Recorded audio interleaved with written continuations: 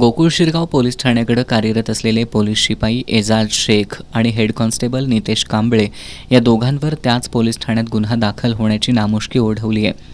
Gokul Shirgaon police ठाण्यात एक अर्ज प्राप्त झाला होता.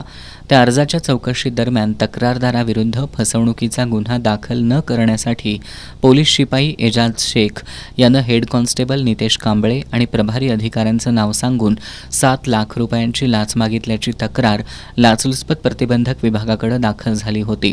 या तक्रारीच्या चौकशीमध्ये कांबळे आणि शेख यांनी तक्रारदारासोबत 4 लाख रुपयांवर तडजोड करत ही रक्कम 2 दिवसात आणून देण्यासाठी सांगितलं असल्याचं निष्पन्न झालंय. या प्रकरणी लाचलुचपत प्रतिबंधक विभागानं केलेल्या कारवाईवरून कागल तालुक्यातील करनूर इथं राहणाऱ्या एजाज शेख आणि दर्याचे वडगाव इथं राहणाऱ्या नितेश कांबळे या गोकुळ शिरगाव पोलीस ठाण्यात कार्यरत असणाऱ्या दोघा पोलीस कर्मचाऱ्यांवर त्याच पोलीस ठाण्यात लाचखोरीचा गुन्हा दाखल झालाय. हे दोघेही संशयित पसार आहेत.